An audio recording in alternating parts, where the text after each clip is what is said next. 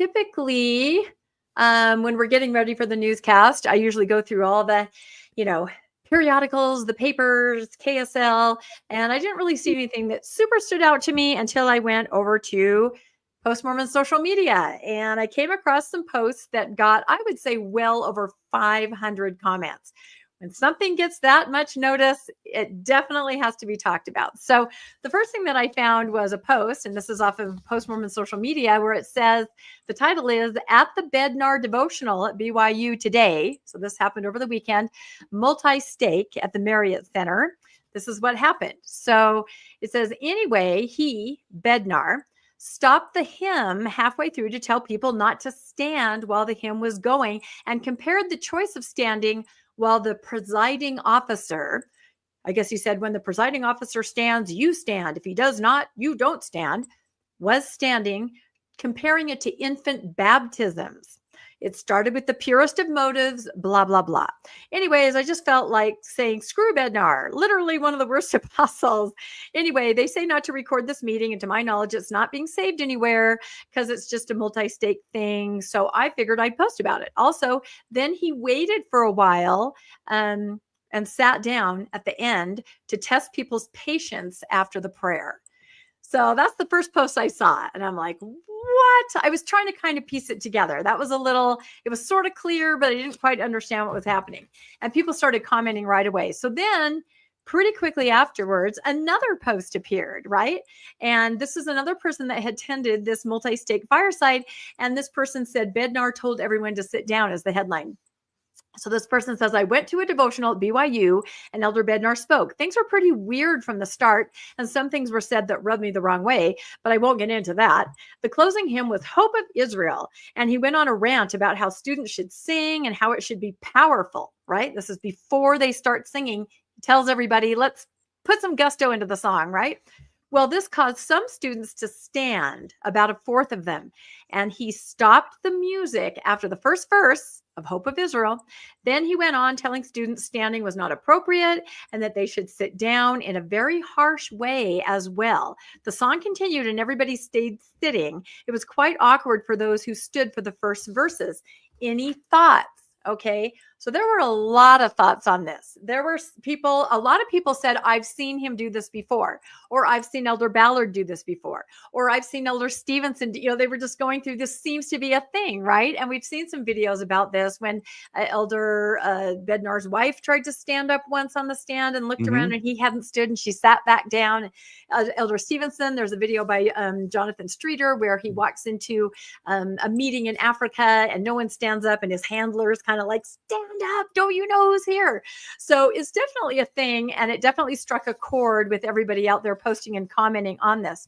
Now, in my mind, I thought, well, I wonder if we could ever find out what was in the minds of some of the kids that stood up. And I say kids, I know they're probably in their 20s, but to me, they're a kid. And then, as if by magic, all of a sudden appeared this post. And so it's from somebody who is friends with the person who started the standing.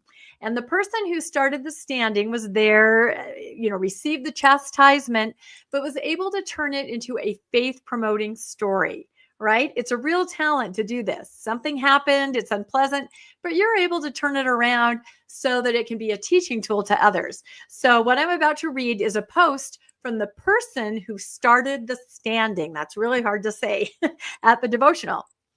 So with the title of this person's post, and I couldn't see any comments on it because, again, it was reposted by a friend of this person. So I don't know what the comments were. It says, being corrected doesn't equate to being in trouble. Okay, so right away, he's trying to say it didn't really happen the way you think it happened. Description. Yesterday, there was a multi-stake devotional here in Provo with Elder David A. Bednar. I learned and was reminded of a lot of great eternal truths. So it was a good fireside, according to this person. At the conclusion, he said we'd be having two benediction prayers. One would be in the form of a closing song, and the other in the form of a spoken prayer. He told us to sing as if we were praying to our Heavenly Father. So that's a little more detail on what the other poster had said about sing, with some gusto. The song we sung was Hope of Israel, hymn number 259, in case you're wondering.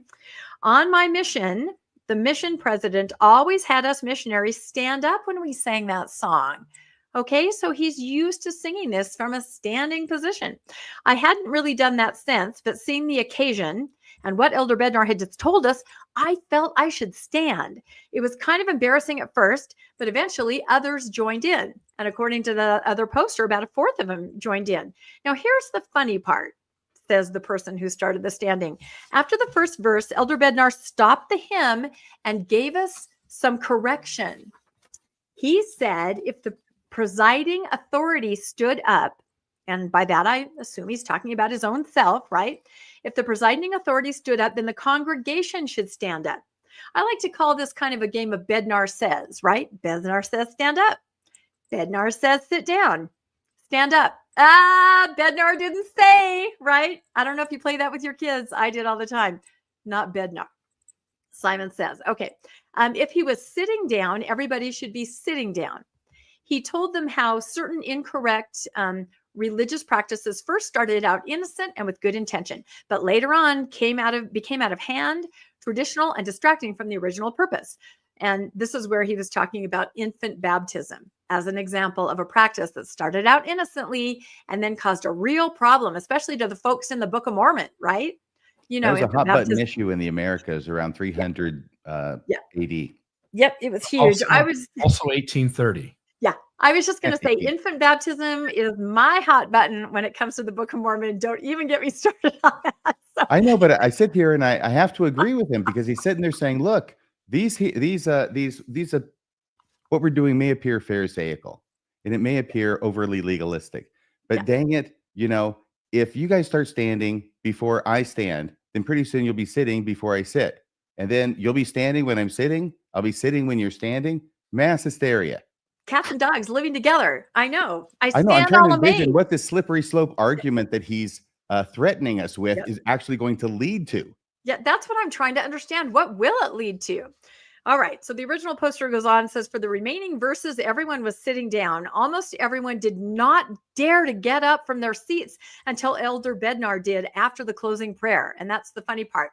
Although I did read in some other comments that he sat there for an inordinately long time, almost it seemed to make a point, and people did start just standing up and leaving because, come on, we got to get out of there. So I don't know, this standing and sitting. That's a long time. It's a long time. If people really got up and started leaving after that dressing down, that was a long time. That was too long. Finally, they've got an ice cream social to get to. Come on, this is BYU. Okay, so now here's where the gentleman who started the standing, because it had been a practice in his mission, starts to, I would say, sort of gaslight himself to think that this was actually a positive experience for him. He says, thinking back, one would normally be embarrassed by such correction. He didn't point me out specifically, but the fact that I was one of the first was evidence to everyone around me. I could be bitter for such a humiliation, but in all honesty, it's only humiliating if you perceive it as such. If the damaging of your pride is more important than the lesson you need to learn, that's important. This is a nice guy, right? He's trying to spin it in a positive way. The lesson you need to learn, Guy, the lesson you need to learn is that Elder Bednar is a dick. But see, that is not acceptable. And he's proved once again what the A in David A. Bednar stands for. Yeah. No. Now you're going to make me laugh too hard to tell the rest of the story. No, but again, you can't go there. That's not acceptable. That Elder Bednar did something wrong. It has to be something that God was trying to teach you through Elder Bednar's dickish behavior, if that makes sense. So he goes on to say that the original poster has been substitute teaching. He teaches at the MTC. So he understands this way where sometimes you have to correct students for the greater good. So he says, here's something I've learned from this recent experience. Correction doesn't equate to being in trouble.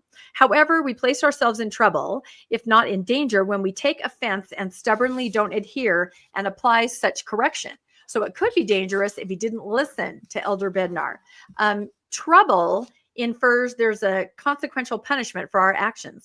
Correction isn't or shouldn't be punishment, but assistance, preferably given by a loving, sincere, and constructing manner. I'm not sure if that really describes what everyone else told us happened with Elder Bednar, to help us better our actions and ultimately ourselves. The next time you receive correction, be an agent of change rather than an object being acted upon. And that's exactly what he's being. Exactly. An object being acted upon. Yep. That's exactly right. Yep. So what are your thoughts on this? The original poster, I just felt like he didn't deserve that. He's an enthusiastic kid. He'd stood upon his mission. Elder Bednar practically whipped them up into a frenzy, telling them to sing as if they were singing to God themselves. The kid jumps up, and then, oh my gosh, the whole thing comes to a screeching halt. Everyone's staring at him. He didn't deserve that.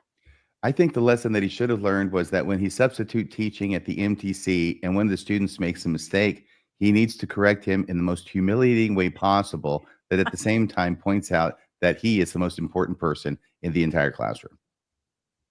I think that's true. What do you think, Bill? I was just going to try. I see if I can do this here. I'm going to mess this all up. Are you trying to play the one with Susan? No, let's see if I'm not standing yet. Why are you standing? Yeah. Okay, hold on. Let's see here. Did you What guys hear is it that? about the standing? I mean, seriously, if you could read all these 500 comments like I did, people are just like, why? I'm not standing yet. Why are you standing? Sit down now, Susan. Listen to me. Damn it, Susan. I'm not standing. Sorry, it didn't do it that well, but it was my revoicer that was supposed to take Elder Bednar's voice and have him say, I'm not standing yet. Yeah. Sit down now. Susan, why aren't you listening? So, yeah. And there is that video of Susan and Elder Bednar are on the stand. The meeting's over, and she goes like this. Mm-hmm. And then she glances over at him, and he's just still seated, and she goes, He's giving her that lizard-like glare of his. Exactly. And then she just sits there. And then when he finally stands up, she takes a beat. I imagine in her mind, counts to 10 like she's supposed to. And then she stands up. But again, I got reports from everywhere that it's not just him. Other people do this too. And they cut into hymns. They dress people down. Why?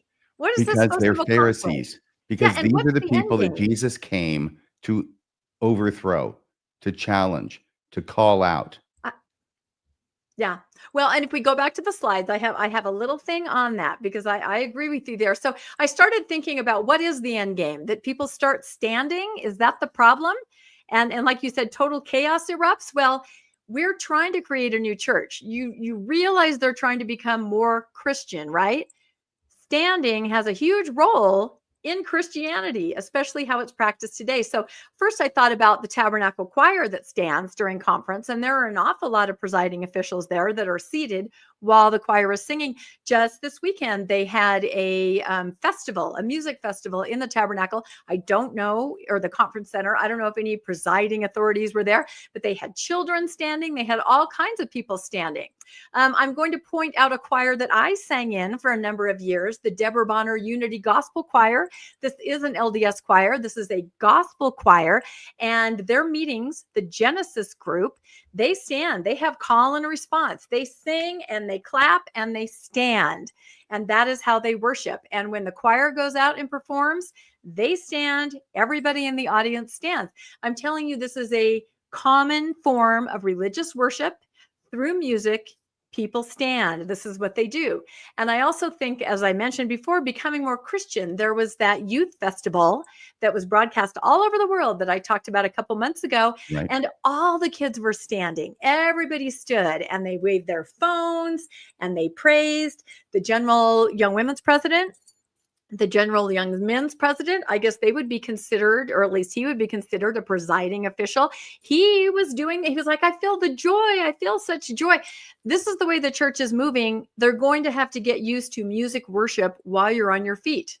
So that was one of my observations. And then I thought it will save in pews and metal chairs.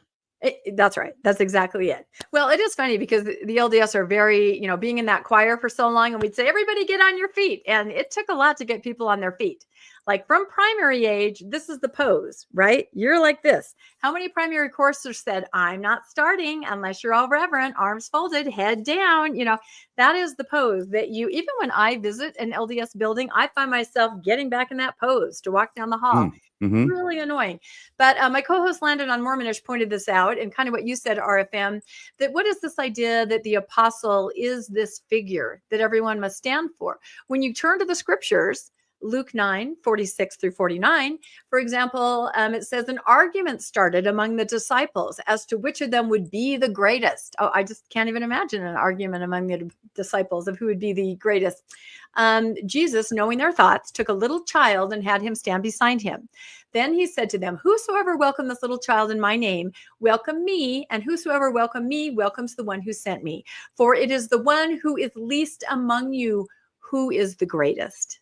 So I feel like apostles should set that example, and they should portray the least among us. No purse, no script, the most kindly, the most loving, never chastising or humiliating in that way. So anyway, do I have one more slide? Yep, there they are.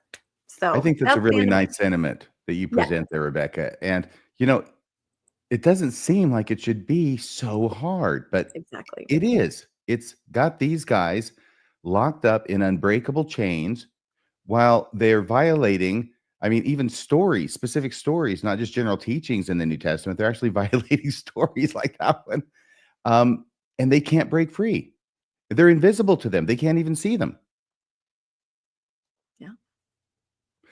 Finally, I was going to say, I'm not really into the conspiracy theories, but I've got to tell you that if it ever turns out that the reptilians, you've heard of the reptilians, if it turns out that it's true that there is that secret race of reptilians going around, I'm going to think back on Elder Bednar and say, damn, I should have seen that coming. Oh,